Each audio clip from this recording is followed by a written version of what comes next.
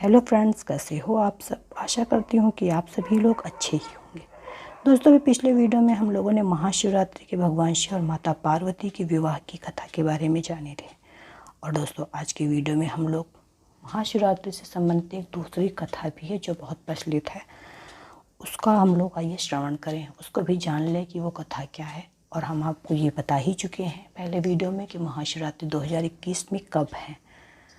तो आइए दोस्तों, आज के वीडियो को शुरू करते हैं। शिवरात्रि को लेकर बहुत सारी कथाएं प्रचलित विवरण मिलता है कि भगवती पार्वती ने शिव को पति के रूप में पाने के लिए घोर तपस्या की थी। पौराणिक कथाओं के अनुसार फाल्गुन कृष्ण पक्ष की चतुर्दशी को भगवान शिव और माता पार्वती का विवाह हुआ था। यही कारण है कि महाशिवरात्रि को गूढ़ और पवित्र माना जाता है। वहीं गरुड़ पुराण में इस दिन के महत्व को लेकर एक अन्य कथा कही गई, जिसके अनुसार इस दिन एक निषाद राज अपने कुत्ते के साथ शिकार खेलने गया, किंतु उसे कोई शिकार नहीं मिला। वह थककर भूख प्यास से परेशान होकर तालाब के किनारे गया, जहां बिल्व वृक्ष के नीचे शिवलिंग था। बिल्व वृक्ष मतलब बेलपत्र का वृक्ष। अपने शरीर को आराम देने के लिए उसने कुछ बेलपत्र तोड़े जो शिवलिंग पर आ गिरे। अपने पैरों को साफ करने के लिए उसने उन पर तालाब का जल छिड़का, जिसकी कुछ बूंदें शिवलिंग पर जा गिरी।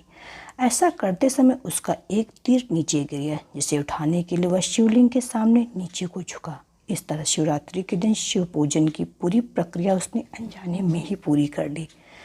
मृत्यु के बाद जब यमदूत उसे लेने आए तो शिव के गणों ने उसकी रक्षा की और उन्हें भगा दिया। जब अज्ञानतावश महाशिवरात्रि के दिन भगवान शंकर की पूजा का इतना अद्भुत फल है, तो समझ बूझ कर देवादिदेव महादेव का पूजन करना कितना फलदायी होगा। शिवरात्रि के दिन शिव पूजा के साथ महाशिवरात्रि व्रत की कथा भी पढ़नी चाहिए। चित्रभान की कथा पढ़ने से आप भगवान शिव की महिमा और उनकी भक्ति के महत्व को समझ पाएंगे। भगवान शिव भोले हैं, वे आसानी से प्रसन्न होते हैं। वह सच्चे मन से जल अर्पित कर देने से भी प्रसन्न हो जाते हैं और अपने भक्तों के सभी कष्ट दूर कर देते हैं और उनको शिवलोक में स्थान प्रदान करते हैं। महाशिवरात्रि का दिन उनको प्रसन्न करने का सबसे बड़ा आसान तरीका है। इस दिन भगवान शिव की पूजा करें और महाशिवरात्रि व्रत की कथा सुने। शिव पुराण के अनुसार एक समय में चित्रभानु नामक शिकारी शिकार करके अपने परिवार का पालन पोषण करता था। उस पर साहूकार का कर्ज था। समय से कर्ज चुकता न करने के कारण साहूकार ने उसे बंदी बना लिया। तब चित्रभानु भूखा प्यासा व्याकुल होकर जंगल में शिकार खोजने लगा। देखते देखते शाम हुई और फिर रात हो गई। तब वह एक तालाब के पास बेल के पेड़ पर चढ़ और रात बीतने की प्रतीक्षा करना लगा। देखते देखते शाम और फिर रात हो गई। तब वह एक तालाब के पास बेल के पेड़ पर चढ़ गया और रात बीतने की प्रतीक्षा करने लगा। उस बेल के पेड़ के नीचे शिवलिंग था। चित्रभानु अनजाने में बेल पत्र तोड़कर नीचे गिरा रहा था, जो शिवलिंग पर गिर रहे थे। इस प्रकार संयोगवश वो दिन भर भूखा प्यासा रहा, जिससे उसका व्रत पूरा हो गया और शिवलिंग पर बेल पत्र गिरने से उसकी शिव आराधना भी हो गई। रात बीतने पर एक गर्भणी हिरणी तालाब किनारे पानी पीने आई।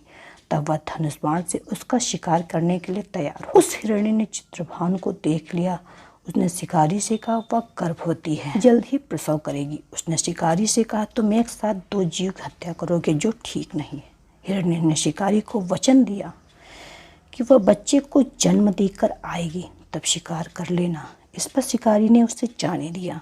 इस दौरान प्रत्यंचा चढ़ाने तथा ढीली करते समय कुछ बेलपत्र शिवलिंग पर फिर गिरे। इससे प्रथम पहर की शिव पूजा हो गई। कुछ समय बाद एक और हिरणी वहां से जा रही थी। तब शिकारी खुश होकर उसके शिकार के लिए तैयार हो गया।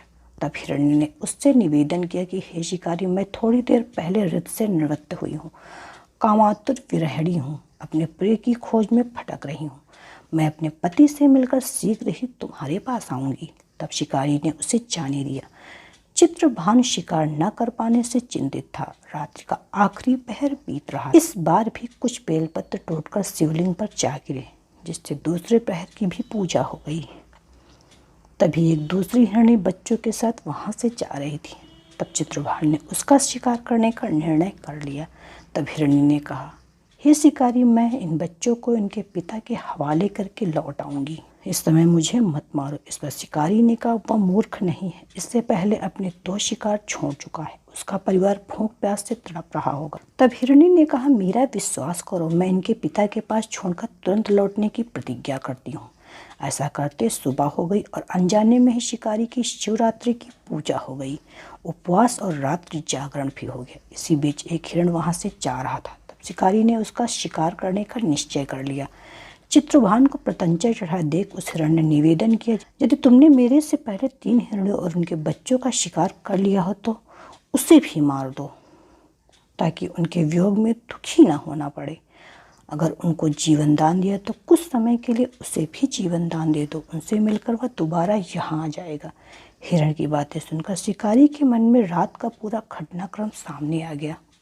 उसने सारा घटनाक्रम हिरण को बताया। तब हिरण ने कहा, वे तीनों हिरणों उसकी पत्नियां हैं। जिस प्रकार वो तीनों प्रतिज्ञाबद्ध होकर गई हैं, उसकी मृत्यु से वे अपने धर्म का पालन नहीं कर पाएंगी। जिस प्रकार तुमने उन पर विश्वास कर उन्हें जाने दिया, वैसे उसे भी जाने दो। वह अपने परिवार के साथ जल्द ही यहाँ उपस्थित हो जाएगा। चित्रभान ने उसे भी जाने दिया। शिवरात्रि व्रत और पूजा होने से उसका मन निर्मल हो गया। उसके अंदर भक्ति की भावना जागृत हो गई। कुछ समय बाद वह हिरण अपने देह वचन के कारण अपने परिवार के साथ शिकारी के सामने उपस्थित हो गया। उन जीवों की सत्यता, सात्विकता एवं प्रेम भावना को देखकर चित्रभान को आत्मग्लानि हुई। उसने हिरण परिवार को जीवन दान दे दिया। अनजाने में ही सही शिवरात्रि का व्रत करने से चित्रभान को मोक्ष मिला और मृत्यु के बाद शिवगण उस शिकारी को शिवलोक ले गए। तो दोस्तों, ये थी महाशिवरात्रि से संबंधित व्रत कथा। हम आपको इसी तरह तथ्यपरक कथा कहानी आगे भी बताते रहेंगे। मेरे साथ बने रहने के लिए मेरे अन्नपूर्णा दिव्य चैनल को सब्सक्राइब कीजिए। मेरा वीडियो तो पसंद आए तो उसे लाइक कीजिए। हाँ दोस्तों, मेरे वीडियो की लेटेस्ट अपडेट के लिए बेल आइकॉन को जरूर प्रेस कीजिए। तो मिलते हैं एक नए वीडियो में कुछ नया लेके। तब तक के लिए बाय बाय।